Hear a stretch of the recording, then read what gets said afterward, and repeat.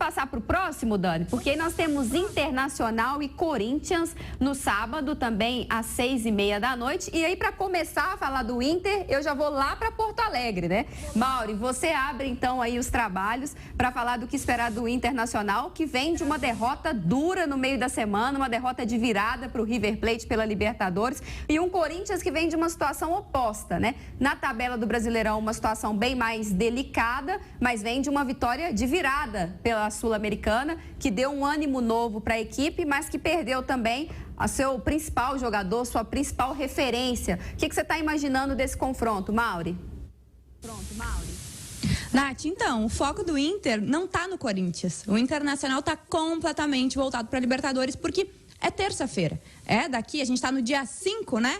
É daqui a... Hoje a gente está no dia 4. A gente está no dia 4. Então, é muito próximo. É terça-feira. O Inter, o Eduardo Cudê deve poupar boa parte da equipe por conta do foco do jogo de volta contra o River na Libertadores, aqui em Porto Alegre, 9h da noite no Beira-Rio, que inclusive, viu, a torcida já esgotou todos os ingressos. Então, até mesmo a torcida do Internacional, apesar de ser o Corinthians, de estar num grande momento e de ser um rival histórico do Inter, né, no Campeonato Brasileiro, a torcida do Inter, o Internacional, tem esse histórico de rivalidade com o Corinthians, está todo mundo ligado na Libertadores, focado na Libertadores, tanto a torcida quanto os jogadores e o próprio Eduardo Cudê. Então, a tendência é que ele poupe boa parte da equipe. A gente pode ver uma equipe completamente reserva ou até mesmo um time misto. E isso, com certeza, beneficia o Corinthians, que vem de um momento melhor. É claro, agora perdeu um dos seus principais jogadores, né? Deve perder aí, está de saída o Roger Guedes. Isso prejudica bastante o Corinthians, mas a gente viu no meio da semana que conseguiu até mesmo superar esse momento um pouco mais difícil, né, de perder um dos seus principais jogadores.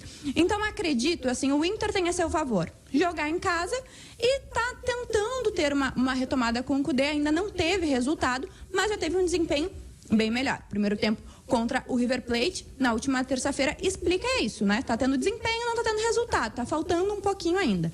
Mas, assim, o foco do Inter tá total na Libertadores e eu acredito que se o Vanderlei Luxemburgo conseguir observar isso, o jogo é do Corinthians. Ô, Edu, e esse Corinthians tem essa questão de uma vitória na Sul-Americana que dá algum conforto, mas também não está podendo abrir mão do Brasileirão, né? Não está na zona do rebaixamento, mas faz uma campanha ainda muito perigosa, precisa pontuar mais para entrar nesse retorno numa situação um pouco mais confortável. Um time que se virou, aguentou, segurou as pontas sem o Roger Guedes no meio da semana. Ele que está de saída vai jogar agora no Catar, mas é um confronto dificílimo, ainda mais fora de casa, né? Não, sem dúvida, Nath. Há uma nítida melhora do Corinthians, né? Em desempenho e resultado também, nos últimos 9 jogos, são 7 vitórias. A última delas pela Sul-Americana, um time mesclado, muito mais para reserva do que para titular. Lembrando que o Corinthians também tem a Copa Sul-Americana no meio de semana, na mesma terça-feira. Jogo dificílimo contra o Newell's, lá no Parque Central, em Rosário. Só que o foco do Corinthians tem que ser o Campeonato Brasileiro nesse momento. Isso tem sido deixado claro, o time que joga a Sul-Americana e o time que joga o Campeonato Brasileiro. E, coincidentemente, né? Quando o Corinthians pega o Cudê pela frente, ele pega um time reserva.